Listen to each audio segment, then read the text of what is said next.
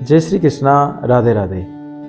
आइए मित्रों, आज हम भगवत भक्त श्री गयेश जी महाराज की कथा का श्रवण करते हैं। श्री गयेश जी महाराज रामानंदाचार्य जी के 12 शिष्यों में अनंताचार्य जी महाराज के शिष्य थे और वो भगवान की भक्ति में सदाई विचरते रहते थे, सदाई भगवान की भक्ति में विलीन रहते थे। एक समय वो भ्रमण करते करते एक गांव के निकट पहुंचे और वहां गांव के पास में एक इमली का वृक्ष था और वो पूरा सूखा था।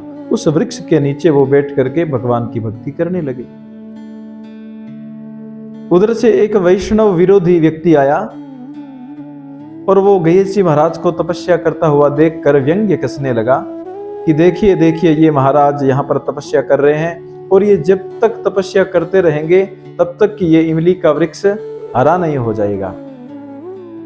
और वो व्यंग्य कसने के उपरांत गांव वालों को बुलाता और यही बात सभी गांव वालों को बोलता। श्री गयेश जी महाराज को इस बात से कुछ भी फर्क नहीं पड़ा, क्योंकि वो तो भगवान की भक्ति में विलीन थे। वो लोग ऐसी बातें कर रहे थे, व्यंग्य कस रहे थे। इस बात से भगवान को बड़ी चिंता हुई।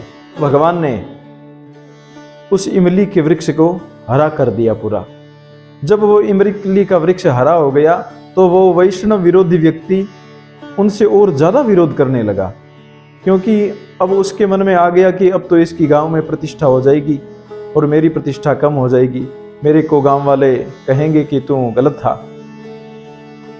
तो वो गया अपने गुरु के पास और जैसा चेला वैसा ही गुरु। उसका गुरु था एक तांत्रिक। उसने तंत्र विद्या में मारण का प्रयोग श्री गयेश जी महाराज के ऊपर अपने गुरु के द्वारा करवाया। लेकिन उनको ये पता नहीं था कि जो भगवत भक्त होते हैं उनकी रक्षा के लिए हमेशा सुदर्शन चक्र भगवान का रहता है। तो वो गयेश जी महाराज के तो मारण के प्रयोग से कुछ नहीं हुआ, लेकिन उसका जो गुरु था उनके ऊपर प्रयोग करने वाला, वह उल्टा उसी के ऊपर हो गया और उसका गुरु वहीं पर खत्म हो गया। फिर वो डरता हुआ भागता हुआ आया और गयेश जी महाराज के चरणों में गिर पड़ा।